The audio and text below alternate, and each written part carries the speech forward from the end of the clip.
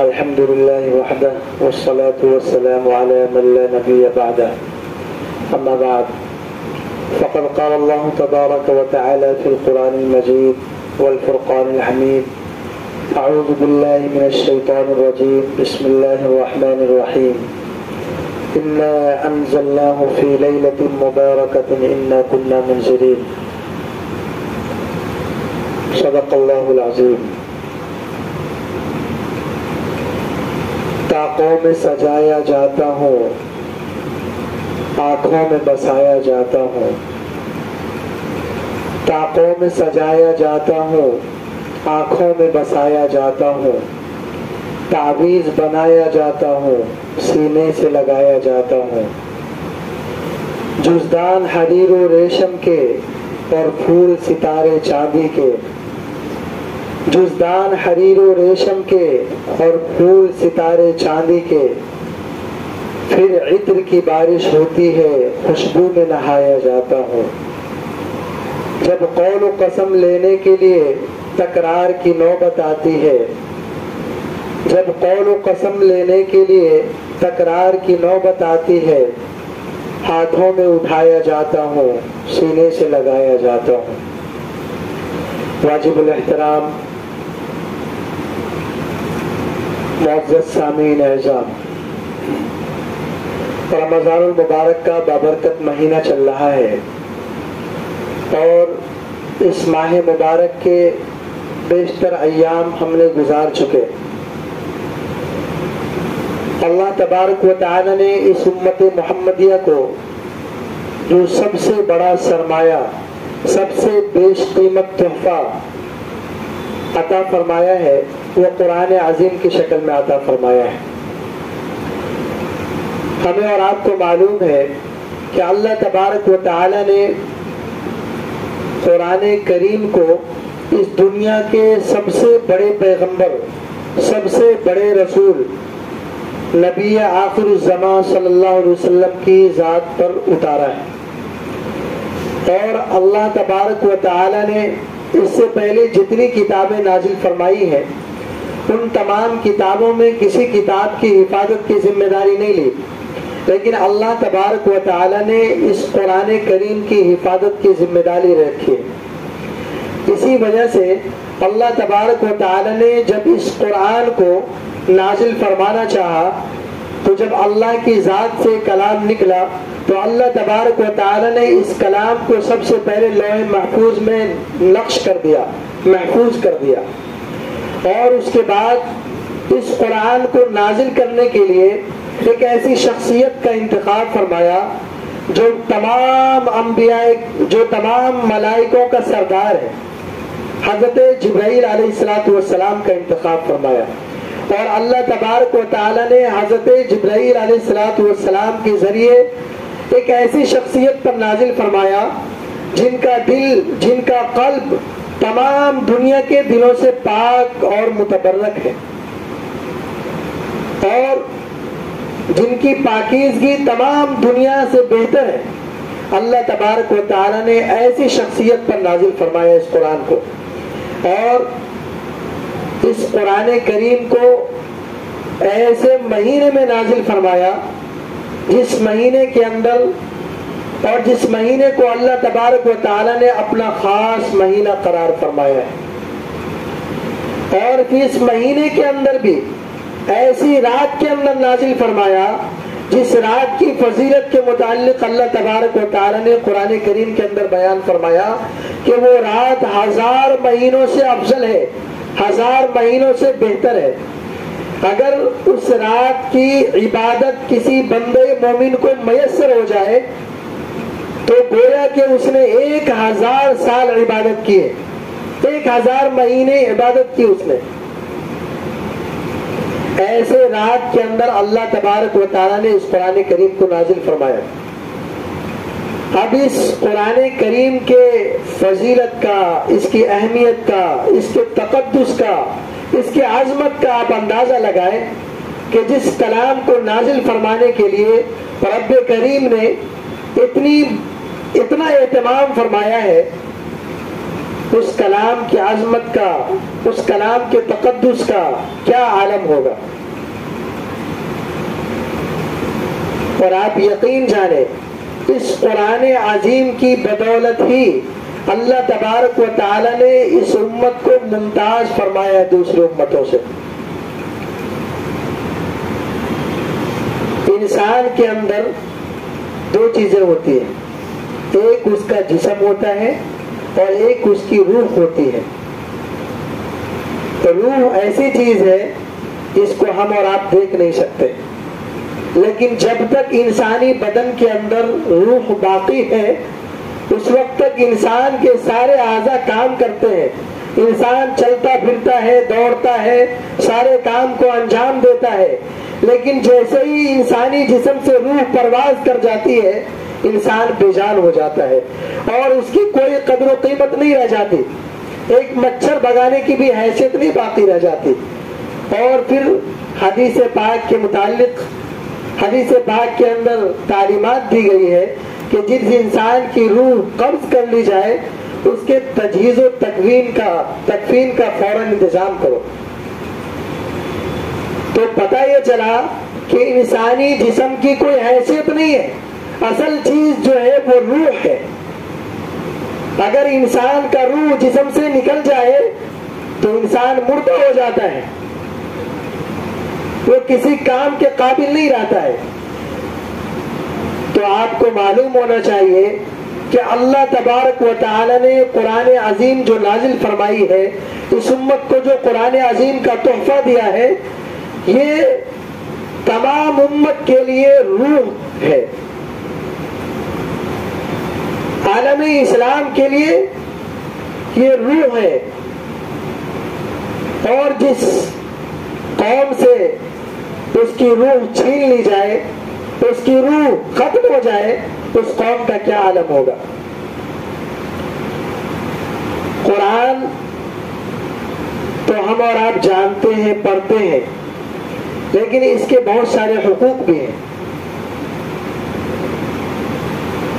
ہم نے اسلاف کی تاریخ میں پڑھا ہے کہ جن لوگوں نے قرآن کریم کی تعلیمات کو سینے سے لگایا، قرآن کی عظمت کو اپنے دل میں بٹھایا، قرآن کی تعلیمات کو عام کیا، قرآن احکامات پر عمل کیا، اللہ تبارک و تعالی نے پوری دنیا کے اندر انقلاب برپا کیا ہے اس قرآن کی تعلیمات کی وجہ سے۔ اس لیے عالم اسلام کے لیے قرآن کی تعلیمات کو روح قرار دیا گیا۔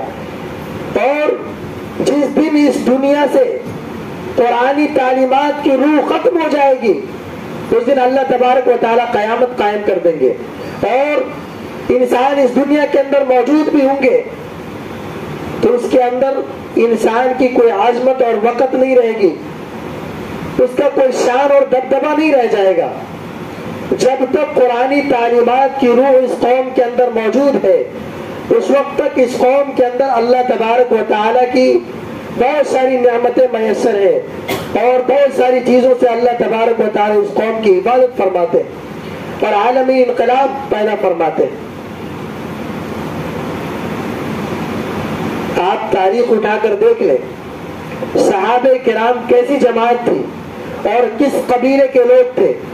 ایسے قبیلے کے لوگ تھے کہ ایک دوسرے کے جان کے دشمن تھے اور خاندانی جھگڑوں کی بنیاد پر لوگوں کی گردنیں مارنے والے تھے، مردار کا گوشت کھانے والے تھے، اپنی بیٹیوں کو زندہ درگور کرنے والے تھے، شراب پینے والے تھے، عیاشی کرنے والے تھے، فحاشی کرنے والے تھے۔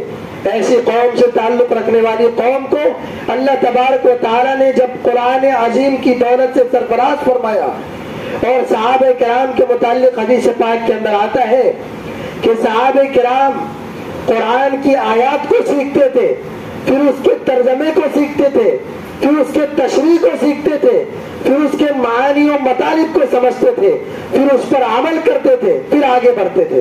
تو اللہ تبارک و تعالی نے ان کی زندگی کے اندر ایسا انقلاب برپا کیا کہ صحابہ کرام کے بعض حضرات نے دنیا کے کونے کونے اور خطے خطے میں حکومتیں کی، اور ایسے لوگ جن کے کپڑوں پر پابند ہوا کرتے تھے، جن کے پھٹے پرانے کپڑے تھے، پیروں میں جوتے نہیں تھے، ننگے پاؤں چلنے والے، ایسے لوگوں کی پوری دنیا نے قدر کی ہے اور عظمت کی نگاہ سے دیکھا ہے۔ اس کی بنیادی وجہ آپ کو معلوم ہے، صرف اور صرف قرآن کی تعلیمات۔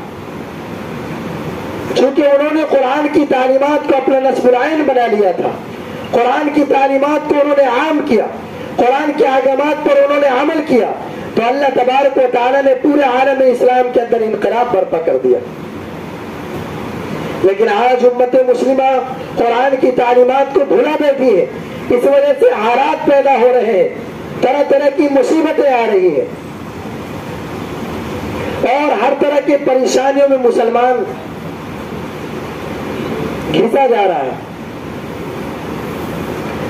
قرآن کے چند بنیادی حقوق ہیں جس کو میں مناسب سمجھتا ہوں کہ آپ حضرات کے سامنے رکھی جائے، چونکہ قرآن کا اس مہینے سے خاص تعلق ہے، اور یہ جو رمضان المبارک کا مہینہ آتا ہے اس کا خاص تعلق ہے۔ اور جیسا کہ میں نے پہلے بتایا کہ اللہ تبارک و تعالیٰ نے لوح محفوظ سے آسمان دنیا پر اسی ماہ مبارک کے اندر قرآن کریم کو نازل فرمایا، اور ایسی رات میں نازل فرمایا جو 1000 مہینوں سے افضل ہے۔ قرآن کے بنیادی حقوق میں سے سب سے پہلا حق یہ ہے کہ قرآن کو اللہ کا کلام تسلیم کیا جائے، کہ اللہ کا کلام ہے، اللہ کی ذات سے نکلا ہوا ہے، اس کا ایک ایک حرف سچا ہے، اور اس کی ایک ایک آیتوں پر ایمان لانا ضروری ہے اور فرض ہے، اس کی عظمت اور اس پر ایمان لانا ضروری ہے۔ یہ قرآن کا سب سے پہلا حق ہے۔ دوسرا حق یہ ہے کہ قرآن کریم کو سیکھا جائے، اس کو پڑھا جائے، اس کی تلاوت کی جائے۔ قرآن کریم کے اندر اللہ کے رسول علیہ الصلوۃ والسلام کے رسالت کے منصبے کو بتلاتے ہوئے اللہ تبارک و تعالیٰ نے ایک مقصد یہ بتلایا، یتلو علیہم آیاتی، کہ آپ اس قرآن کریم کی آیتوں کا تلاوت کرتے ہیں۔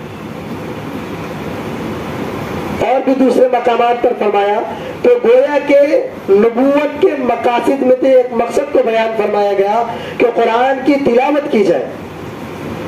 تو دوسرا حق یہ ہے کہ قرآن کریم کی تلاوت کی جائے، اور قرآن کریم کی تلاوت کے لیے قرآن کریم کو سیکھنا ضروری ہے، اس کے قواعد کو جاننا ضروری ہے، اس کا پڑھنا ضروری ہے۔ لیکن افسوس کی بات ہے کہ آج ہمارے مسلم معاشرے کے اندر اکثر و بیشتر مسلمانوں کو قرآن پڑھنا نہیں آتا۔ جس قرآن کو اللہ تبارک و تعالیٰ نے ہماری ہدایت کے لیے بھیجا ہے، جس قرآن کے اندر ہماری ہدایت چھپی ہوئی ہے، جس قرآن کی تلاوتوں اور جس قرآن کے احکامات پر عمل کر کے ہم اپنی دنیا اور آخرت کی کامیابی اپنے دامن میں سمیٹ سکتے ہیں، ایسی کتاب ہمیں پڑھنا نہیں آتا، افسوس کی بات ہے۔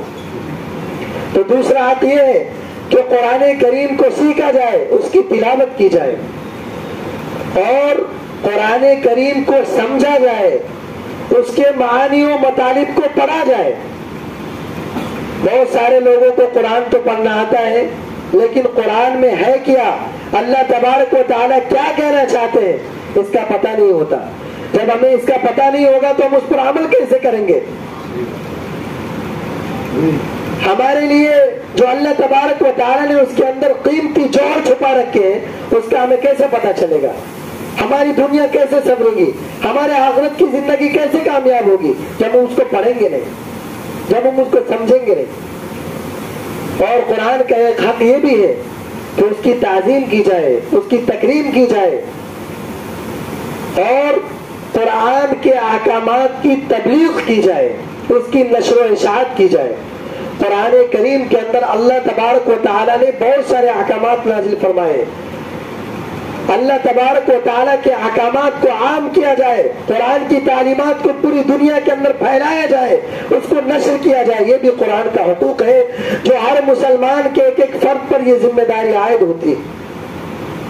ہمارا آپ غور کریں، ہم قرآن کریم کے کتنے حقوق کو ادا کرنے والے؟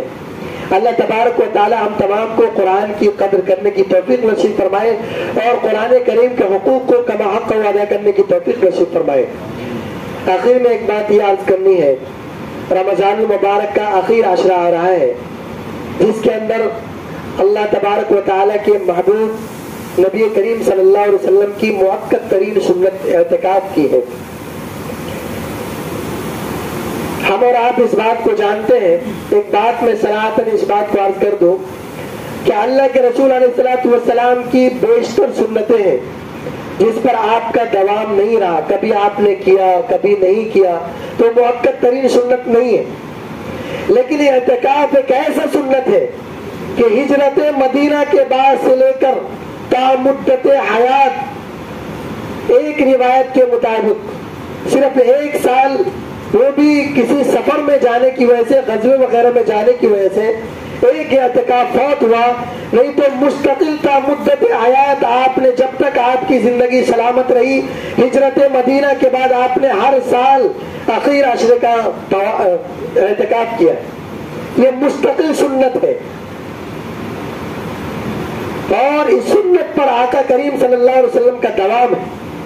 اسی وجہ سے علماء فقہاء کرام نے لکھا ہے کہ اگر کسی آبادی کے اندر، کسی مسجد کے اندر، محلے کا کوئی بھی شخص، ایک بھی معتکف اس مسجد کے اندر نہیں رہے گا تو پورے محلے کے لوگ گنہگار ہوں گے۔